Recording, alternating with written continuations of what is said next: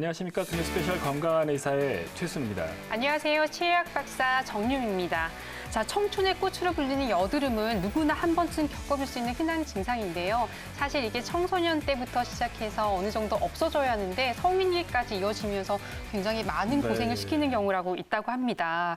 이런 여드름이 최근에는 성인 때까지 이어져서 이 부분 때문에 고민하시는 분들이 좀 많아졌다고 하거든요. 네, 그렇죠. 심한 여드름은 네. 흉터까지 남으니까 정말 네. 곤란하게 만드는데요. 거기다 여드름이 또 좋아진 듯 하다가 또 악화를 반복하고 네. 그래서 상당히 성가신 그게 네. 여드름이라고 보여지는데요. 네, 올바른 관리법은 무엇이고 또 재발을 막기 위한 치료법은 무엇인지 오늘 첫 번째 주제로 한번 알아보겠습니다. 도움 말씀을 주실 이유석 원장님 화면으로 만나보시죠.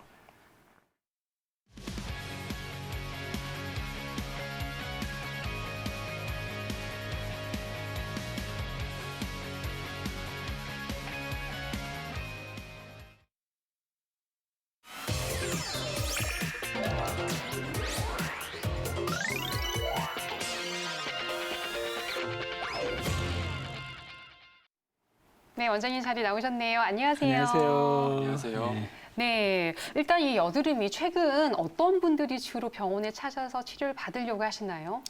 네, 여드름은 평생에 85에서 100%가 한 번은 걸리는 가장 흔한 피부과 질환입니다. 네. 이 중에서도 85%가 12세에서 24세에 생기게 되므로 아무래도 젊은 층에서 내원 환자가 많은 편입니다. 남성과 여성에서 유병률에 큰 차이는 없지만은 남성에서 심한 경우가 보통 많은 경향이 보입니다. 오늘 이 시간에서는 화농성 여드름에 대해서 자세히 알아보도록 하겠습니다. 저는 유병률이 사실 여성분이 더 높을 줄 알았거든요. 그렇죠. 근데 예. 오히려 남성분이, 그러니까 차이는 없고 남성분이 좀 더 심하게 심하다. 나타날 수 증상이 더 있다라고 심하다. 하네요. 네. 그런데 여성분들 같은 경우에는 사실 화장을 하면서 이 트러블 때문에 한 번쯤은 뾰루지가 올라와도 네. 그냥 가만히 두면 없어지거나 아니면 좀 자기 손으로 짜서 네. 없애려고 하다가 또 화장을 해서 가릴 수도 또 있고요. 심해지거나 이런 네. 경우도 있고 뭐 아무리 대충 마무리하는 경우가 있는데 네. 여성분들이랑은 누구나 공감할 것 같긴 네. 해요. 근데 이렇게 여드름 속에 혹시 농이 있거나 하는 거를 화농성 여드름이라고 부르는 건가요? 네, 맞습니다. 네. 여드름은 피부에서 특히 얼굴, 목, 등, 가슴에 피지선에 생기는 염증성 질환을 말하는데요. 그림에서 보시면은 모낭 측벽에 위치해서 노랗게 보이는 피지선은 손바닥과 발바닥을 제외한 우리 몸 전체의 피부에 존재를 하지만 특히나 두피, 얼굴에 가장 많이 분포하고 있습니다. 여기에서 피지를 생산하게 되는데요. 이러한 피지는 피부 표면 가장 바깥쪽에서 덮고 보호해주는 오일 펜스 역할을 해주어서 수분 증발도 막아주고 보습 효과를 해주는 아주 고마운 셈이죠. 여기에서 문제가 생기면 화농성 여드름이 생기게 됩니다. 네, 피지선이 우리 몸에 꼭 필요한, 피부에 꼭 필요한 네. 고마운 셈인데 여기에 문제가 생기면 화농성 여드름이 생기는 것 같습니다. 네. 여드름은 피지샘이 있는 곳에는 어디든지 발생할 수 있는 것 같은데요. 피지가 증가하면 그 화농성 여드름이 발생 확률이 높아지나요? 네, 맞습니다. 화농성 여드름이 발생하는 기전은 크게 네 가지로 볼 수 있습니다. 첫 번째는 피지 증가이고요. 사춘기 때 안드로겐이라는 남성 호르몬이 피지선을 자극을 해서 피지를 왕성하게 분비하게 합니다. 두 번째는 표피의 과각화 현상입니다. 다시 말하면은 모낭 주변에 표피의 각질이 많이 쌓이게 되는 거죠.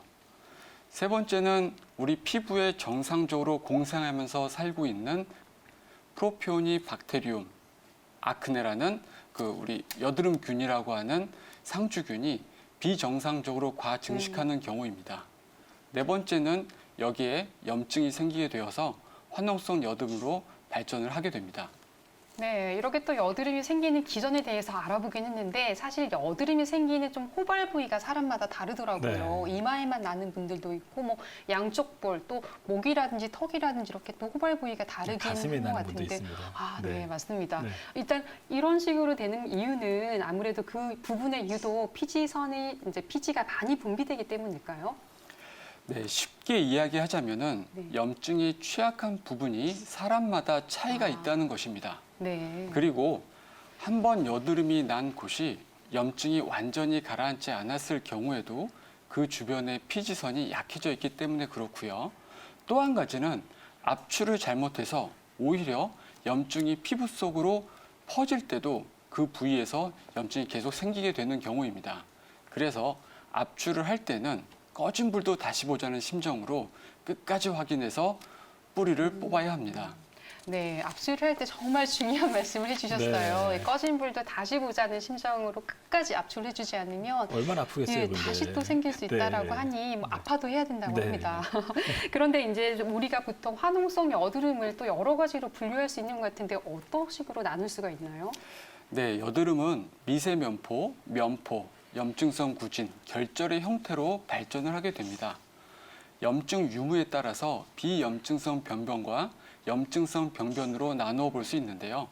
비염증성 병변은 우리가 잘 알고 있는 블랙헤드와 화이트헤드입니다.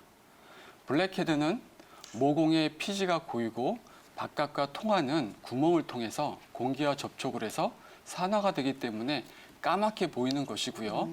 그에 반해 화이트헤드는 공기와 접촉하지 않고 닫혀 있어서 산화가 되지 않기 때문에 하얗게 보입니다. 염증성 병변은 구진, 농포, 결절, 낭종을 들 수 있는데요. 사진에서 보시면은 염증으로 붉게 돌출된 여드름인 구진과 염증이 심해져서 노랗게 고름이 차오른 농포를 관찰할 수 있고요. 여기에서 염증이 더 심해지게 되면은 고름이 피부 깊숙이 자리 잡게 되는 결절과 낭종의 형태로 발전을 하게 됩니다. 네, 여드름이 뭐 한쪽 귀가 아니라 비염증성, 네. 그다음에 염증성 네. 병변으로 나눌 수 있는데요. 그럼 상황에 따라서는 그 블랙헤드나 화이트헤드의 비염증성 여드름이 화농성 여드름으로 발전할 수도 있나요? 네, 충분히 그럴 수 있습니다. 이 비염증성 병변인 블랙헤드와 화이트헤드에서 무리하게 압출을 하다가 네. 감염이 될 수도 있고요. 네. 또 한 가지는 과도한 세안을 해서 벅벅 문지르거나 아니면 무리한 박피를 해서 피부의 장벽 기능이 깨지게 되면은 화농성 여드름으로 발전을 할 수가 있습니다. 네, 이렇게 해서 손상을 안 시키는 것도 굉장히 중요할 것 같은데 또 여드름과 비슷한 병변 중에서 모낭염이라는 증상이 맞아요. 있어요. 네. 근데 환자들이 자신의 상태가 모낭염인지 이 여드름인지 잘 구분을 못하는 경우가 많을 것 같은데 사실 저도 잘 모르거든요. 네. 혹시 이 검사를 통해서 바로 알 수 있는 부분이 있을까요? 네. 사실 여드름과 모낭염을 정확히 구분하기가 어려운 경우가 많이 있습니다. 여드름은 우리 피부에 정상적으로 공생하면서 살고 있는 상주균인 여드름균에 의한 염증이라면 모낭염은 상주균이 아닌 외부의 균이 모낭을 침투해서 생기게 되는 염증입니다. 그래서 남성들이 면도한 후나 여성들이 왁싱한 후에 염증이 생긴 경우는 주로 모낭염일 경우가 많이 있습니다. 네. 그 모낭염 같은 경우는 되게 가렵죠. 네. 그다음에 이제 다 나은 다음에 착색이 되는 경우가 되게 많고요. 네. 그래서 좀 구별을 해야 될 수 있을 것 같고요. 음. 근데 보통 여드름이 한두 개 났다고 해서 바로 병원에 달려가지는 않잖아요, 원장님. 그래서 더욱이 시간이 흐르면 자연적으로 낫는 경우도 좀 있고요. 여드름 치료가 반드시 필요한 경우가 있을 것 같은데 어떤 경우인가요? 물론 여드름이 한두 개 난다고 해서 병원에서 꼭 치료받으실 필요는 없습니다. 네. 오늘 이 시간에서도 저는 주로 집에서 생활 관리를 할 수 있는 것에 대해서 말씀을 드리려고 합니다. 하지만 염증이 심한 농포가 많거나 딱딱한 결절이 생기게 되면은 초기부터 적극적인 치료를 하셔서 여드름의 흉터를 최소화하는 것이 중요하겠습니다. 네, 당연히 이렇게 여드름이 생겼을 때 치료를 통해서 흉터 생기지 않고 잘 마무리하는 것을 원하긴 하는데 화농성 여드름 같은 경우에 나보신 분들 말씀하실 때는 치료해도 또 그때뿐이라고 그렇죠. 꼭 치료해야 네. 하나? 그냥 어차피 또 계속 생길 텐데 이렇게 하고 좀 치료를 미루는 분들이 있는 것 같아요. 이런 질문 많이 받지 않으세요? 네, 말씀하신 대로 여드름은 사실 난치병에 가까운 질병입니다. 그래서 우리는 여드름을 만성 질환으로 인식하는 것이 가장 중요합니다. 즉, 여드름은 재발과 호전을 반복을 하고 하루아침에 없어지지가 않고 오랫동안 진행을 하게 됩니다. 그래서 단번에 호전이 되지 않더라도 인내심을 가지고 꾸준한 치료와 관리가 필요하다는 겁니다. 그렇다고 무조건 병원에서 치료를 받으라는 것이 아니라 여러 방면에서 집에서도 할 수 있는 생활 관리를 통해서 꾸준한 관리를 해야 된다는 얘기입니다. 그 이유는 여드름을 아예 안 나게 하려고 하는 것이 아니라 그보다 더 치료가 어려운 화농성 여드름으로 인한 흉터를 최소화하기 위함입니다. 만약에 여드름이 파인 흉터나 붉은 자국을 생기지 않고 사라진다면 그야말로 여드름을 치료할 필요가 없습니다. 하지만 심한 여드름 흉터는 대인관계 및 사회생활에 부정적 영향을 미치기 때문에 적극적인 관리와 치료가 필요한 겁니다. 외부에 노출된 부위에 여드름이 생기고 거기에 네. 이제 흉터가 생긴다면 고민이 깊어질 것 같은데요. 네. 여드름이 심하신 분들은 이제 연고를 바르려고 해요. 근데 네. 보통 이제 피부과 연고들이 뭐 스테로이드 뭐 이런 것들 많이 쓰다 보니까 네. 부작용이 생길까 많이 걱정을 하시는 분들이 있는 것 같습니다. 네. 그래서 여드름 연고의 성분은 무엇인지 또 어떻게 발라야 되는지 올바른 치료 방법 좀 설명해 주실까요? 네, 여드름 때문에 연고를 많이 쓰실 텐데요. 네. 연고제는 크게 세 가지입니다. 항생제, 레티노이드 제제, 그리고 과산화 벤조일 성분, 즉 소독약 계통이 포함된 제제입니다. 블랙헤드와 화이트헤드에서 염증성 병변인 구진과 농포가 생길 시에는 초기부터 적극적으로 바르시는 게 좋습니다. 여드름 연고를 바르실 때 주의할 점은 대부분의 여드름 연고가 피부에 자극이 있는 편이라서 각질이 생긴다거나 붉은증이 생길 수 있기 때문에 보습제 등이 완전히 흡수된 뒤에 살포시 바르는 것이 좋습니다. 만약에 피부에 자극 증상이 별로 없을 경우에는 염증 주변부까지 조금 넓게 바르시는 것이 좋습니다. 그리고 병원에서 처방받은 항생제 연고를 오랫동안 띄엄띄엄 단독으로만 사용하시는 것은 항생제 내성이 생길 수 있기 때문에 조심하셔야 합니다. 이렇게 화농성 여드름이 있는 경우에는 연고가 굉장히 많은 도움이 되긴 하지만 네. 이 주치의 상담과 진단 하에서 반드시 처방받은 대로 해야 한다는 그렇죠. 거. 아무 연고나 바르면 안 됩니다. 정말 중요하고요. 네. 또 띄엄띄엄 바르면 안 된다고 하니까 주어진 기간 동안 적절하게 발라주셔야 할 것 같습니다. 네. 자, 그런데 이제 연고 외에도 저희가 먹는 약도 있긴 하잖아요. 네네네. 먹는 약도 비슷한 성분일 것 같긴 한데 혹시 뭐 임신을 준비하고 있거나 아니면 지금 계획하고 있는 분이라고 하면 임신이 이미 되고 있는 분이라고 하면 혹시 주의할 사항이 있지 않을까요?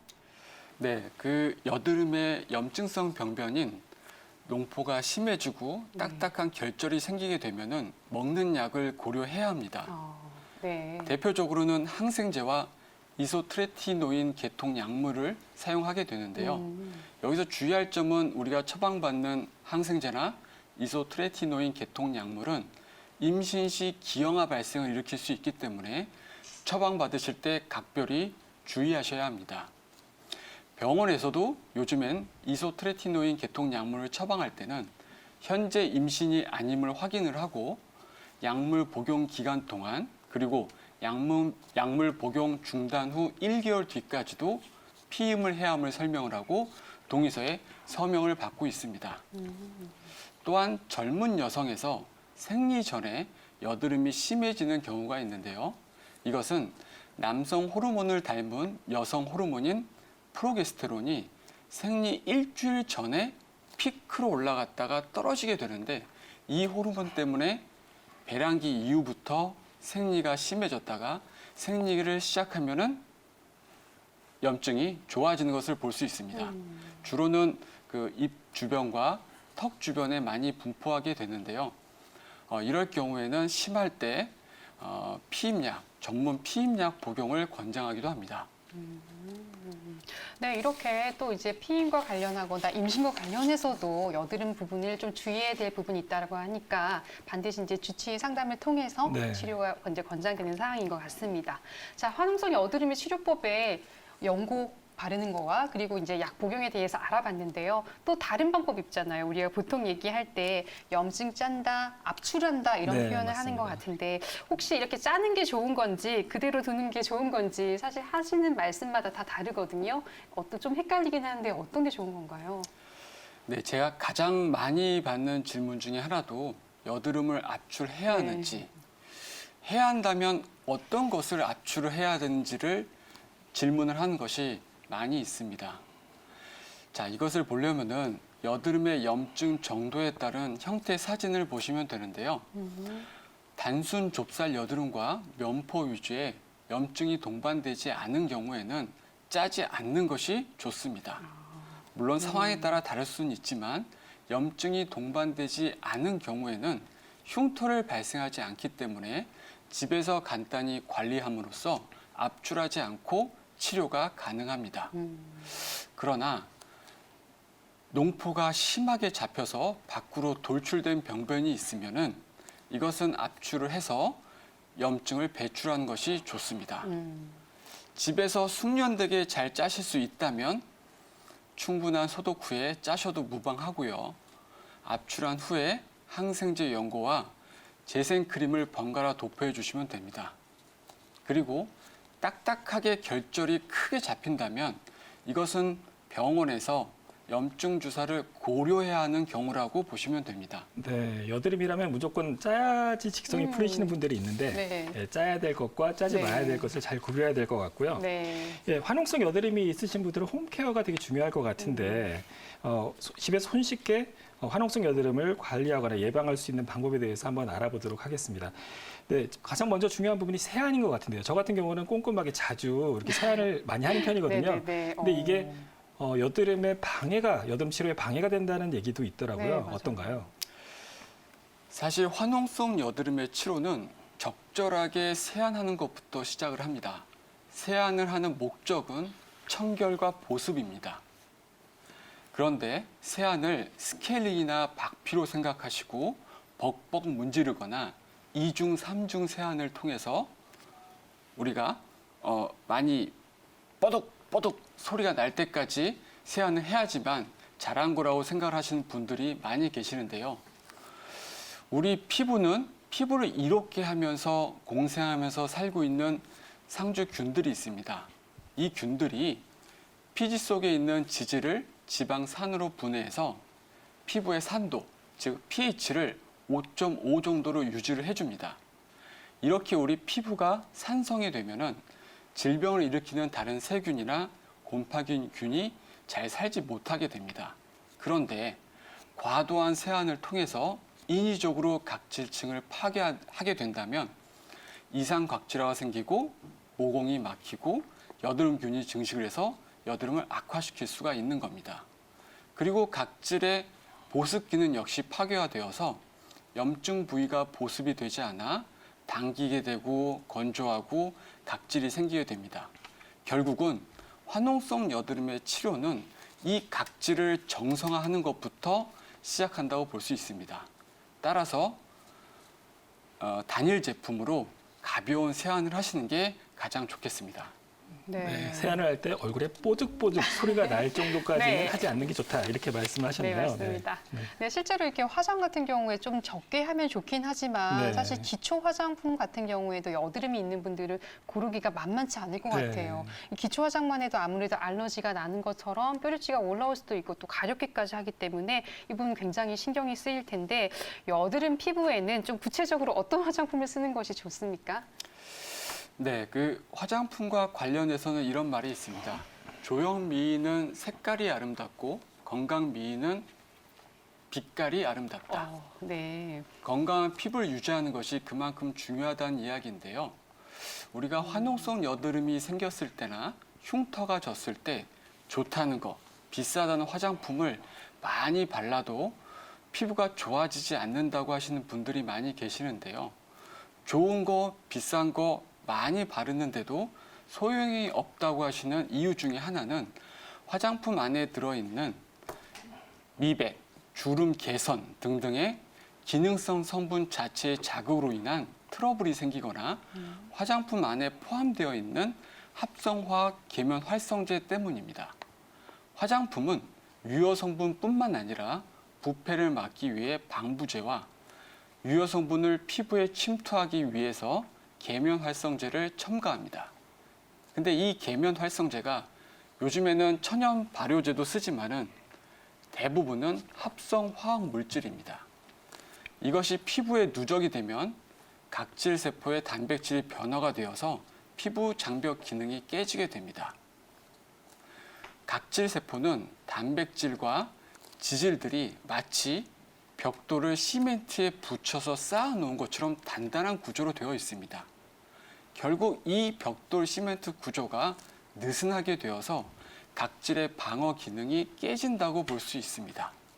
따라서 여러 화장품을 동시에 많이 바르는 것은 다양한 합성화학 계면 활성제에 피부에 노출이 심할 수 있기 때문에 삼가하는 것이 좋습니다. 네, 화장품에 대해서 말씀해 주셨는데 저는 또 식이 습관도 궁금해요. 또 뭐 어떤 거를 많이 먹었을 때 여드름이 확 올라왔다 네, 이런 얘기도 맞아요. 많이 하셨는데요. 네. 네, 네. 식이 습관과 여드름과의 관계 어떤 게 있을까요? 네, 과거에는 음식이 네. 여드름과 큰 영향이 없다는 걸로 되어 있었는데요.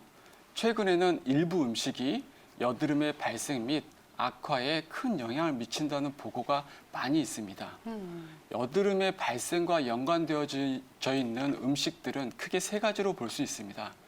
첫 번째는 고탄수화물 음식, 두 번째는 우유와 유제품, 그리고 세 번째는 트랜스지방 함유 음식입니다. 이러한 음식들이 인슐린 분비를 증가하는 등 여러 가지 호르몬 작용을 통해서 피지선을 증가하고 그리고 안드로겐이 많아져서 여드름을 악화시킬 수 있습니다. 이렇게 여드름을 악화하는 걸 방지하기 위해서는 총 칼로리 섭취를 조절을 하고 정제 탄수화물 및 우유나 유제품의 과다한 섭취를 줄이는 것이 좋습니다. 그리고 야채와 등푸른 생선에 많이 들어있는 오메가3는 염증을 감소시켜서 여드름 치료에 도움이 됩니다. 이렇게 등푸른 생선이 또 이제 피부에도 도움이 많이 네, 되는군요. 몸에도 좋고 건강에도 좋고요. 네, 그렇네요. 그런데 저 같은 경우에는 이제 학회를 가거나 뭐 장기간 비행기를 타거나 이렇게 스트레스 받거나 수면이 부족한 경우에 또 뾰루지가 좀 나는 경우가 있더라고요. 수면이나 이렇게 스트레스가 혹시 이렇게 여드름을 유발할 수가 있는 건가요?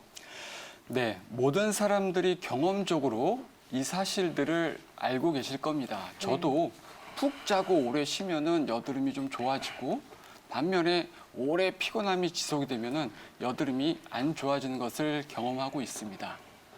늦게 잠을 자게 되면은 성장 호르몬 사이클이 바뀌게 돼서 안드로겐이라는 남성 호르몬이 증가하게 되어 여드름을 악화시킬 수가 있습니다.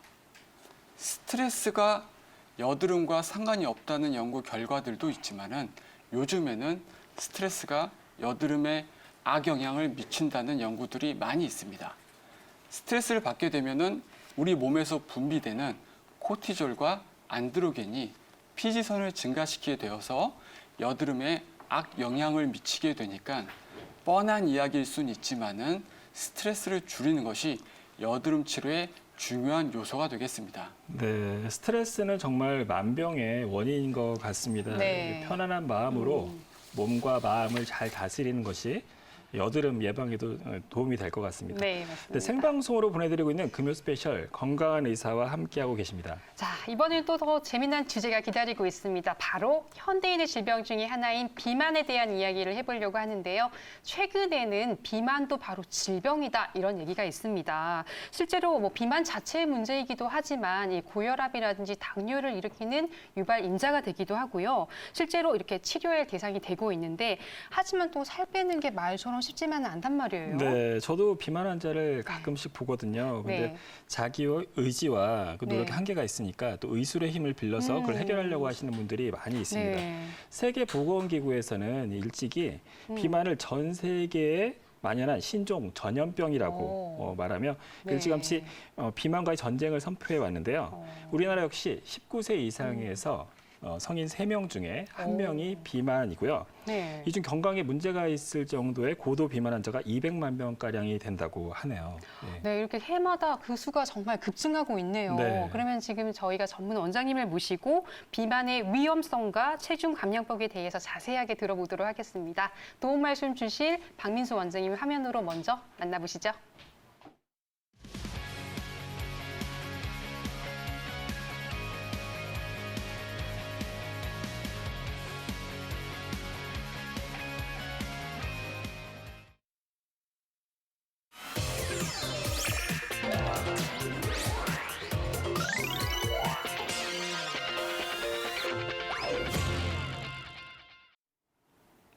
네, 원장님 안녕하세요. 안녕하세요. 네, 안녕하세요. 네, 저희가 다이어트라고 하면 많은 현대인들에게서 정말 끝이 보이지 않는 어떤 전쟁 같은 거라고 할 수 있는데요. 도대체 왜 우리는 살이 찌는 걸까요? 네, 난 정말 먹는 게 없는데 네. 살이 쪄서 너무 속상하다라는 고민을 누구나 한 번씩은 하게 됩니다. 네. 이 전쟁에서 승리하기 위하여 우리는 많은 시도들을 하고 있는데요. 오늘은 의학적인 관점에서 이러한 다양한 노력들을 다루어 보도록 하겠습니다. 네, 뭐 적게 먹고 많이 움직여라 뭐 맨날 하는 얘기잖아요. 네네. 예, 인정하고 싶지 않지만 다이어트의 네. 뭐 진리와도 같은 얘기인데요. 하지만 어떤 사람들은 많이 먹었는데도 안 찌고 어떤 분들은 뭐 적게 먹었는데도 네, 물만 마셔도 물만 마셔도 살이 네. 찐다는 분들이 있는데 네. 이 차이는 도대체 어떻게 오는 건가요, 원장님? 네, 비만의 원인은 단순히 식습관 문제로 한정되어서 발생하는 것이 아닙니다. 네. 비만은 크게 내인적인 요소와 외인적인 요소로 구분해 볼 수가 있는데, 내인적인 요소로는 유전력, 가족력, 임신과 같은 생리적인 반응, 뇌 분비적인 기능 이상 등을 들 수 있으며, 외인적인 요소로는 만성적인 스트레스, 직업, 환경, 생활 습관의 문제라든지 식습관의 문제, 섭식장애, 거식증 등이 있습니다. 그 외에도 불면증, 우울증, 약물을 과다하게 복용한다든지 금연하는 경우에도 비만을 일으킬 수가 있는 것입니다. 즉, 식습관 이외에도 나에게 비만을 일으키는 요소가 무엇이었는지를 파악하는 것이 무엇보다 중요하다고 볼 수 있습니다. 아, 원장님께서 오늘 비만에 대해서 자세하게 알려주러 오시긴 했는데 정말 무서운 말씀을 하셨어요. 이 원인이 너무나 다양하다. 식습관뿐만이 아니다라고 네. 했는데 그렇다고 하면 더 이제 궁금해지는 게 비만이 구체적으로 또 어떤 건지 본론도 들어가 봐야겠습니다. 비만 기준부터 한번 알아볼까요? 네. 비만이란 에너지 섭취와 소비의 불균형으로 체내에 지방 조직이 과도하게 축적되어 있는 상태라고 정의할 수 있습니다. 비만의 정도를 표현하는 방법은 실제로 체내 지방량을 측정하여 평가하는 것이 가장 정확하지만, 이것에 대한 측정이 실제적으로 어려워 간접적인 방법들을 사용하고 있습니다. 체질량 지수의 측정, 허리 둘레의 측정, 생체 전기 저항 분석법을 이용하여 체지방률의 계산, 복부 CT 촬영 등을 통한 내장 비만의 측정 등이 그것입니다. 이 중에서 가장 널리 사용되어지고 있는 것은 BMI라고 알려져 있는 체질량 지수입니다. 이것은 체지방량과 상관관계가 가장 높으며 몸무게를 신장의 제곱으로 나눈 값으로 정의할 수 있습니다. 이 값이 23까지를 정상으로 판단하며 23부터 25까지를 과체중, 25에서 30까지를 비만 1단계, 35까지를 비만 2단계, 35 이상을 비만 3단계로 구분하고 있는 것입니다. 실제로 최근 10년간 비만 환자는 계속 증가 추세에 있으며 2018년도 대한비만학회 통계에 의하면 35.7%의 유병률, 즉 대한민국 성인의 3명 중에 1명 이상이 비만의 단계에 접어들었다고 볼 수 있습니다. 네, 뭐 BMI, 바디 매스 인덱스라고 말씀하셨는데 뭐 네. 체지방을 측정하는 비만의 척도라고 볼 수 있는데 사실 이걸 계산하기는 어렵잖아요. 네. 근데 우리가 헬스장이나 사우나 가보면 체지방을 측정해주는 그런 기계들이 있어요. 네, 맞습니다. 그 원리가 무엇인지 정확한 측정을 위한 방법과 주의사항은 무엇인지 설명해 주실까요? 네. 이 장비는 생체 전기 저항 분석법을 이용하여 비만을 진단하는 장비입니다. 수분 함량에 따른 전류 흐름의 차이를 이용하여 체지방률을 계산하는 원리를 가지고 있습니다. 수분은 전류가 잘 통과하는 전도체로서 수분이 적게 함유되어 있는 지방 조직에서는 전류가 잘 통과하지 않으며, 수분을 많이 함유하고 있는 근육 조직에서는 전류가 잘 통과하게 됩니다. 이때 발생하는 차이를 이용하여 저항값을 측정하여 계산을 하게 되는 것입니다. 네. 네, 비만 얘기하면 또 기초 대사량 또 생각할 수 있잖아요.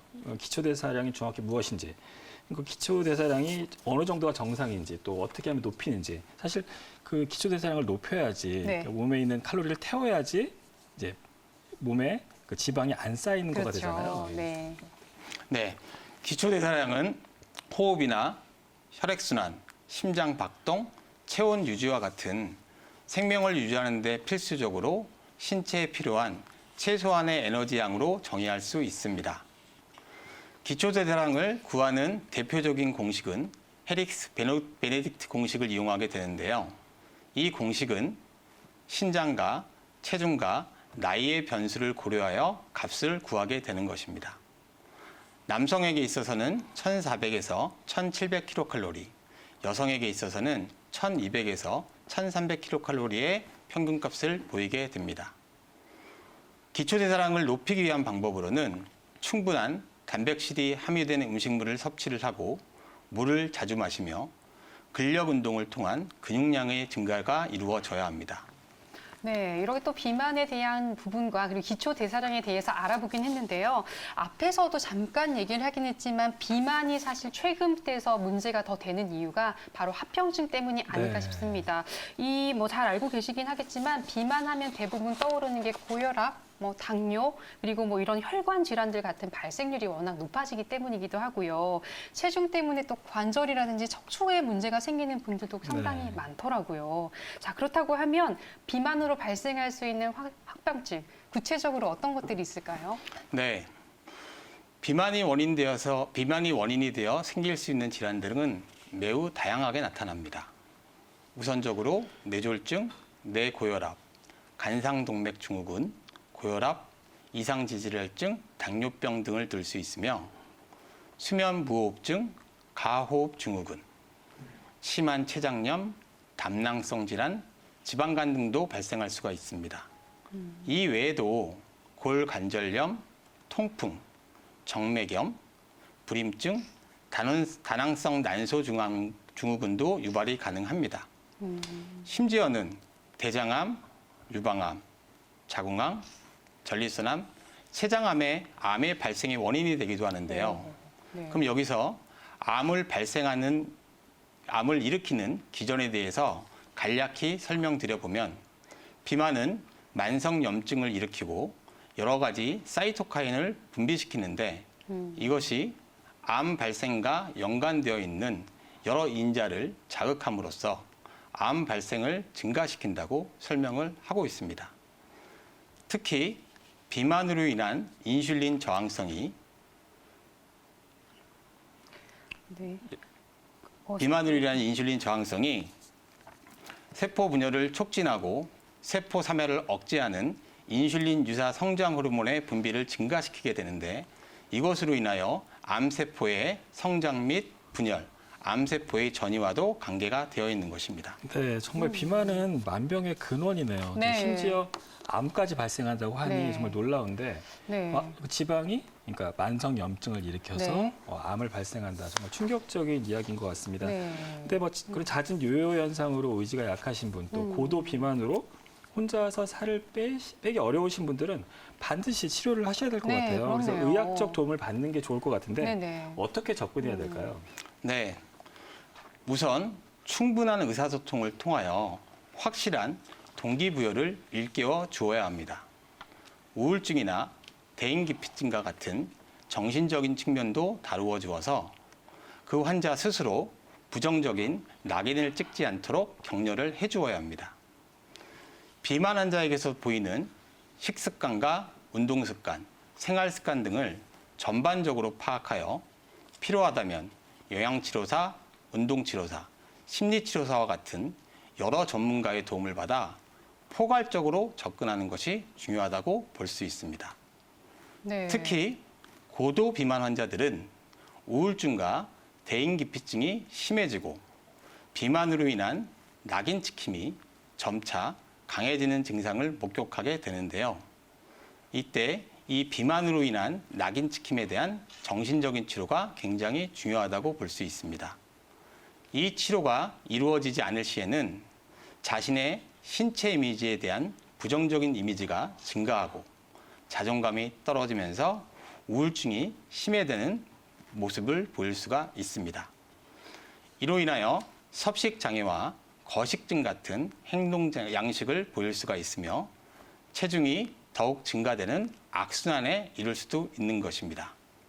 심지어는 이런 환자분들에게 있어서는 의학적인 상담을 기피하게 되고 결국으로는 우울증으로 인한 자살의 충동까지 일으키게 되는 것입니다.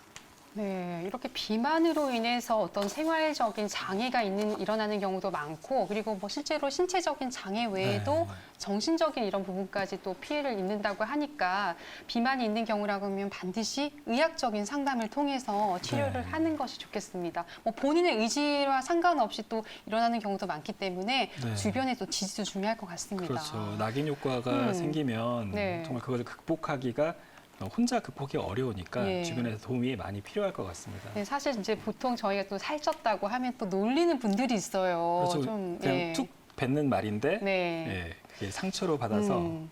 정말 이렇게 우울증까지 빠지는 네. 그런 경우가 있는데요. 자, 이제 그런데 이제 저희가 또 이게 아무리 또 비만 때문에 다이어트를 해도 폐경 이후라고 하면 여성분들이 또 고민하는 부분이 있습니다. 바로 나이살이라는 게 있어요. 네. 아무리 운동을 하고 에어로빅하고 뭐 수영하고 별의별 운동을 다 한다고 하더라도 뭐 하루도 안 빠지고 가는데도 계속 살이 쪄요. 또는 살이 빠지지 않아요. 네. 이런 말씀하시면서 굉장히 안타까워하는 어머님들이 많으시거든요. 이건 뭐 혹시 원장님 호르몬 문제로 봐야 할 것 같나요? 네, 네. 맞는 말씀이십니다. 네. 폐경이란 난소에서 생산되어지는 여성 호르몬, 즉 에스트로겐과 프로게스테론의 합성이 정지되어 있는 상태라고 정의할 수 있습니다. 네. 이러한 여성 호르몬의 정지가 이루어지면 이것의 전구 물질인 혈중 내의 콜레스테롤 농도가 높아지는 것입니다. 네. 결론적으로 다시 한번 말씀드리면 폐경으로 인한 여성 호르몬의 합성 정지가 이것의 전구 물질인 혈중 콜레스테롤의 농도를 상승시키고 상승된 혈중 내 콜레스테롤은 인체에 있는 모든 곳의 지방 조직의 축적을 일으키게 되는데 특히 복부 쪽에 지방 조직에 많이 축적을 일으켜서 복부 비만의 가장 큰 원인이 되기도 하는 것입니다. 그래서 이제 복부 쪽에 살이 생기는 나이살, 네. 뭐 팔뚝살 이런 것들이 그러네요. 있는 것 같습니다. 그렇다고 하면 당연히 혈중, 콜레스테롤을 좀 낮추는 노력이 필요할 것 같긴 한데요. 이렇게 해야 다이어트가 정상적으로 이루어져서 살이 빠질 것 같긴 합니다. 네. 그런데 그렇다면 혈중 콜레스테롤을 낮추려고 하는 어떠한 노력이라든지 치료 방법이 있을까요? 네. 우선 한 번의 식사에는 한 가지 종류의 음식만 먹는 것이 좋습니다. 네. 더욱 작은 접시를 사용하고 네. 탄수화물이나 지방이 함유된 음식보다는 야채나 과일 위주의 식단을 선택하는 것도 좋습니다. 배고픔의 감정이 느껴질 때 음식을 먹기 시작하고 배가 부르면 식사를 멈추는 것 또한 중요합니다. 네. 중간중간 간식을 삼가하며 필요하다면 배고픔의 감정이 느껴지지 않을 때는 식사를 거르는 것을 오히려 추천드립니다. 우리 인체는 식사를 시작한 20분 이후에 포만감의 감정이 느껴지므로 음식은 최대한 천천히 먹는 것이 좋으며 TV 시청을 한다든지 스마트폰을 한다든지 이런 행동을 하지 않으면서 차분하게 앉은 자세에서 식사를 해야 합니다. 그 음식의 맛과 향과 온도를 음미하면서 나의 배고픔의 감정이 식사의 진행 중에 어느 정도의 강도로 감소되어지고 있는지를 자각하는 노력 또한 무엇보다 중요하다고 말씀드릴 수 있습니다. 하루 중에 먹었던 모든 음식에 대한 식단 일기를 꼭 작성하여 나에게 폭식을 유발할 수 있는 상황은 무엇이었는지를 기억하는 것도 중요합니다. 네, 삼시세끼 꼬박꼬박 챙겨 먹는 게 건강을 위한 네. 지름길이라고 생각했는데 생각을 바꿔야 될 것 같습니다. 네. 그러니까 배가 고프지 않으면 거르는 것도 좋다 이렇게 네. 말씀하셨는데 네. 살 빼는데 운동 같은 경우는 크게 중요하지 않다. 네. 이게 식이 습관으로 어느 정도 조절하고 운동을 해야 된다. 이렇게 말씀하시는 전문가도 있더라고요. 예. 어떻게 보시나요, 원장님? 글쎄요. 어떤 종류의 운동을 어느 정도의 강도로 얼만큼의 시간으로 했냐에 따라서 운동의 결과는 틀려진다고 생각합니다. 그럼 여기서 비만 환자에게 있어서 운동 치료에 대해서 간략하게 말씀을 드려보면 우선 책을 읽는다든지 집에서 스마트폰을 한다든지 TV 시청을 한다든지 같은 앉아서 하는 취미 활동은 삼가하는 것이 좋습니다. 일주일에 2번 이상의 근력 운동을 시행해야 하고 30분 이상의 등산이나 수영과 같은 유산소 운동을 일주일에 5회 이상 시행하는 것이 좋습니다. 1시간당 4 내지 6km의 걷기 운동 또한 추천드립니다.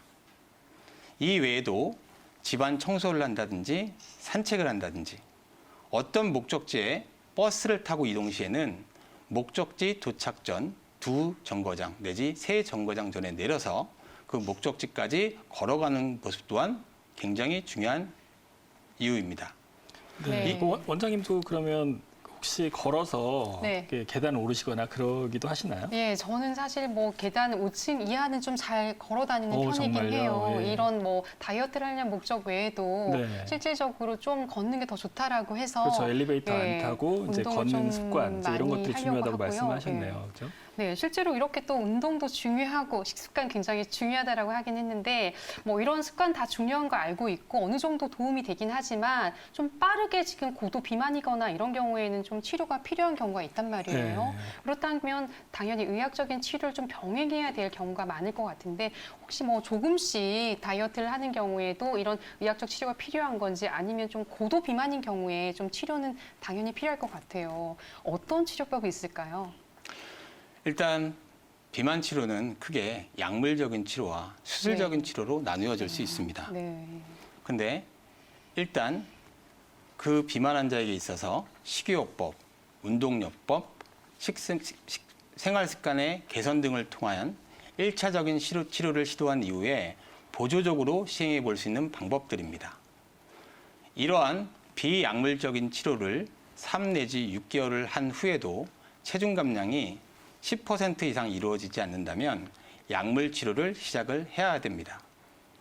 약물 치료의 적응증으로는 체질량 지수가 25 이상이거나 체질량 지수가 23 이상이면서 수면 무호흡증 또는 당뇨병, 고혈압, 이상지질증 등이 있는 경우로 정의할 수가 있습니다.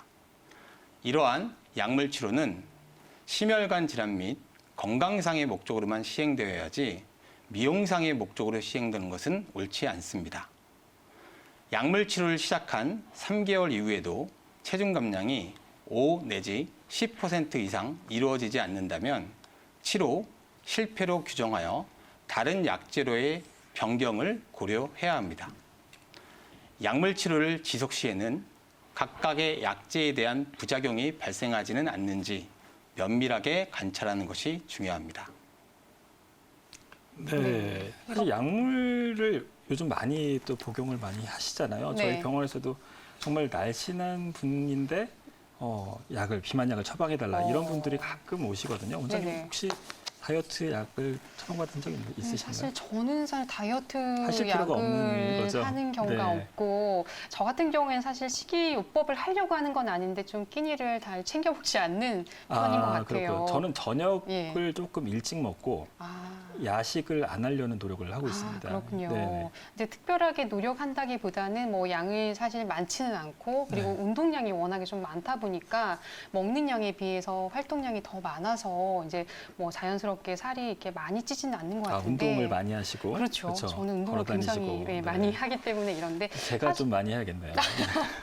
제가 궁금한 게 네. 주변에서 보면 이렇게 약물 처방을 받았지만 약물을 끊고 나면 또 다시 살이 찌면서 끊임없이 약물을 복용해야 되는 이런 경우가 생기는데 이제 뭐 요요라든지 이런 부분들을 좀 많이 궁금해하시는 것 같고 그리고 이 약물을 복용했을 때 나타나는 작은 뭐 부작용이든 큰 부작용이든 있을 것 같긴 해요. 이런 거를 극복하고도 사실은 비만인 경우에 해야 되는 경우가 있잖아요. 구체적으로 이제 이 약을 복용할 때 주의해야 될 사항이 어떤 게 있을지도 한번 알려주실까요? 현재 가장 많이 사용되고 있는 약물은 크게 5가지 종류의 장기적으로 미국 식약청에서 허가된 약물들이 있습니다. 네. 각각의 약제에 대한 특징이 있으며 각각의 약제에 대해서 유발되는 부작용들이 있는데 여기서 한 가지 말씀드리고 싶은 것은 식욕억제제는 우리의 대뇌 피지의 대뇌를 억제하는 물질입니다. 그러므로 다른 약제에 비해서 많은 부작용이나 민감 반응이 생길 수밖에 없습니다. 그러나 내가 약제를 한 번 먹고 나서 이 약제에 대해서 민감 반응이 생겼다고 해서 그 약제를 중단하거나 무서워할 필요는 없습니다. 보통 약제를 먹게 되면 식욕의 억제가 잘 되면서 그 약제로 인한 민감 반응들이 3일 내지 4일 정도 후에는 없어지게 되는 경우가 많습니다.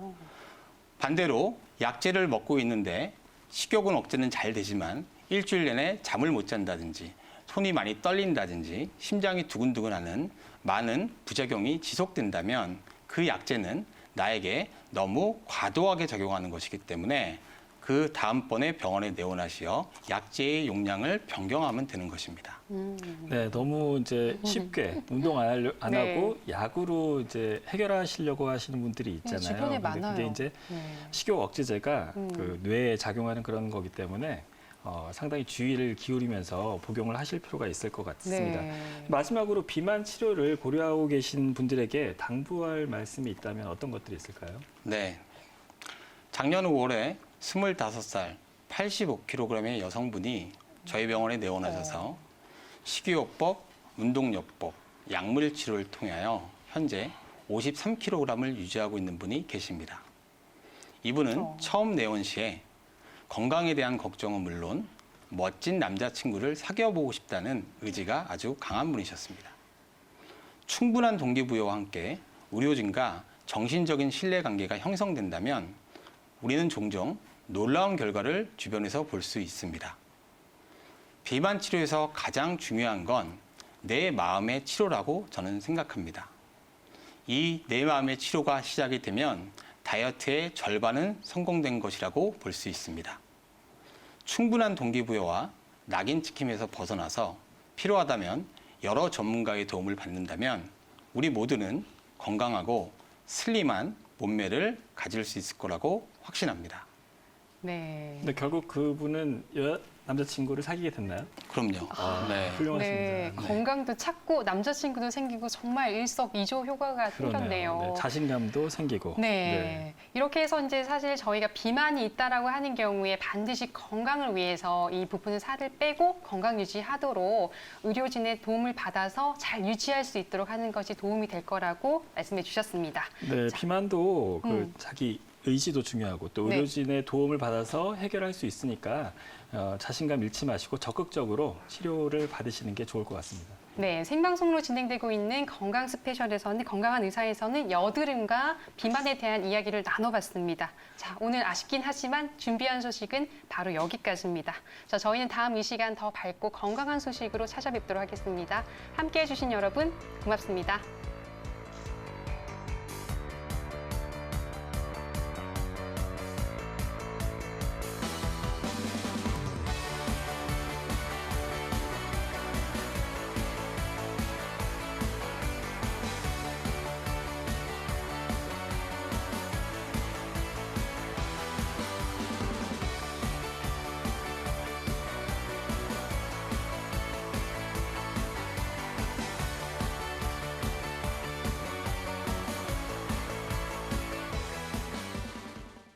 본 방송은 의료 정보에 대한 제공일 뿐 의료 정보에 대한 과시는 위험을 초래할 수 있고 모든 치료에는 부작용이 동반될 수 있습니다.